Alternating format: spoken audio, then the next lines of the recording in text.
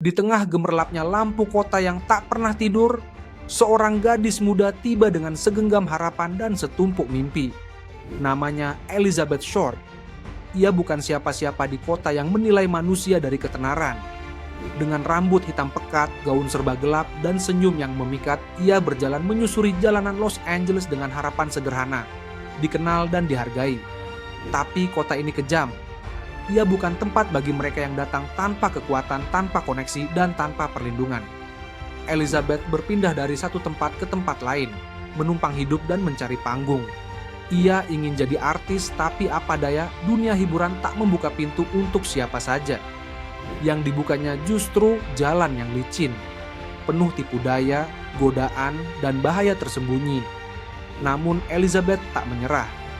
Ia tetap tersenyum, tetap berdandan rapi, seolah ingin menantang takdir. Tapi takdir ternyata bukan sekutu. Dalam bayang-bayang kota, sebuah kekelaman tengah mengintainya. Bukan hanya kegagalan yang menunggu di ujung jalan, tapi sesuatu yang jauh lebih menyeramkan. Sebuah akhir yang tak pernah ia bayangkan. Suatu pagi yang seharusnya biasa, seseorang berjalan di pinggiran kota dan melihat sesuatu tergeletak di rerumputan. Awalnya dikira boneka rusak atau perabot buangan. Tapi saat didekati, kenyataan justru menghantam seperti badai. Tubuh seorang wanita muda terbujur kaku dalam kondisi yang sangat mengenaskan. Ia diposisikan secara ganjil, seperti seseorang sengaja memamerkannya. Wajahnya telah diubah, senyumnya dipaksa oleh tangan yang tak punya belas kasih. Tubuhnya bersih tanpa jejak darah, seakan si pelaku melakukan segalanya dengan penuh perhitungan. Kabar ini langsung menggemparkan. Identitas korban segera diketahui, ia adalah Elizabeth Short, gadis bergaun hitam yang pernah berjalan penuh harapan. Media segera menjuluki kasus ini dengan nama yang membuat bulu kuduk berdiri, Black Dahlia.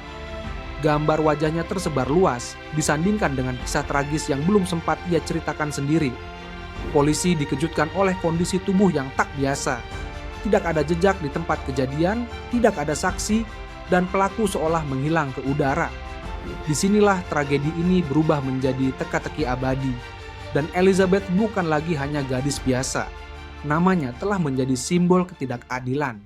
Begitu kabar menyebar, seluruh negeri mengikuti kasus ini dengan penuh rasa penasaran. Wartawan membanjiri kantor polisi. Surat kabar menulis kisah yang terkadang lebih mirip fiksi dibanding fakta. Kehidupan pribadi Elizabeth dibongkar habis-habisan. Ia digambarkan sebagai wanita malam, penggoda, bahkan penipu. Padahal semua itu hanyalah narasi sensasional yang dibuat agar berita terjual.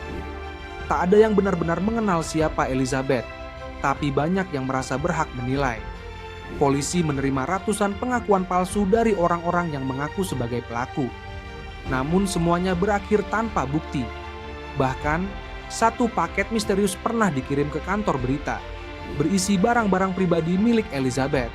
Sebuah tindakan yang mempermainkan emosi publik dan mempermalukan sistem hukum. Setiap petunjuk berakhir buntu. Nama-nama mencuat sebagai tersangka, tapi tak satu pun yang bisa dikaitkan secara sah. Sementara itu, media terus membakar rasa penasaran masyarakat, menjadikan tragedi ini sebagai hiburan publik.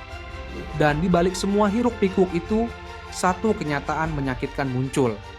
Keadilan untuk Elizabeth makin menjauh. Saat penyelidikan resmi tak membuahkan hasil, muncul berbagai teori.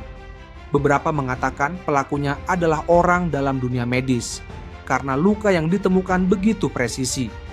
Ada juga yang menyebut keterlibatan tokoh-tokoh berpengaruh, mereka yang cukup kuat untuk menyembunyikan kebenaran.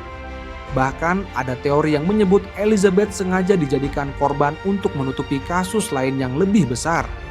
Namun semuanya hanyalah dugaan. Tidak ada yang bisa dibuktikan. Di tahun-tahun berikutnya, seorang mantan penyidik mencoba membuka kembali kasus ini. Ia menunjuk ayah kandungnya sendiri sebagai tersangka, berdasarkan catatan harian dan foto-foto mencurigakan. Tuduhannya mengguncang publik, tapi tetap tak cukup untuk menetapkan kebenaran. Apakah tuduhan itu benar, ataukah hanya delusi seseorang yang terobsesi? Kebenaran tetap mengambang. Dan seperti kabut yang menutup jalan, setiap upaya mendekatinya justru membuat semuanya makin kabur. Black Dahlia berubah dari sekadar kasus menjadi legenda hitam yang menyedihkan. Waktu berjalan dan luka itu tak pernah sembuh. Polisi akhirnya menutup kasus ini, menyerah pada keterbatasan bukti dan hilangnya jejak.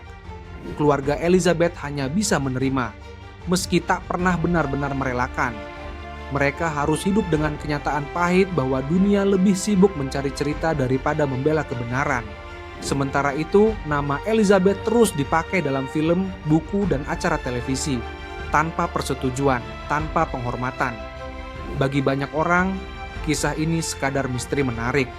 Tapi bagi orang-orang yang benar-benar peduli, ini adalah cermin kerapuan sistem hukum dan cara media memperlakukan korban. Elizabeth bukan hanya wajah dalam foto tua. Ia adalah simbol dari banyak jiwa yang terabaikan, dibungkam oleh sensasi dan dilupakan oleh hukum. Dan mungkin yang paling menyakitkan adalah pelakunya bisa saja hidup bebas, menonton dunia sibuk memperdebatkan teka-teki yang ia ciptakan sendiri. Elizabeth Short datang ke kota besar dengan niat sederhana, mencari pengakuan, meraih mimpi, hidup dengan martabat. Tapi semua itu direnggut oleh tangan yang tak dikenal. Dan dunia malah mengingatnya bukan karena hidupnya, tapi karena cara ia meninggal. Ia menjadi cerita yang dipelintir, dijual, dan dikomentari. Tapi di balik semua itu, ia adalah manusia. Seorang anak, seorang sahabat, seseorang yang ingin dicintai dan diterima. Kasus Black Dahlia mengajarkan kita bahwa keadilan bukan hal yang selalu hadir. Kadang, suara korban terkubur oleh kebisingan dunia.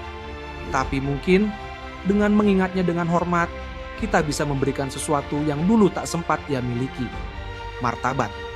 Jika kisah ini menggugahmu, ingatlah satu hal, setiap nama dalam sejarah memiliki kisah yang layak didengar, tanpa sensasi, tanpa hiasan. Dan Elizabeth, si Black Dahlia adalah salah satunya.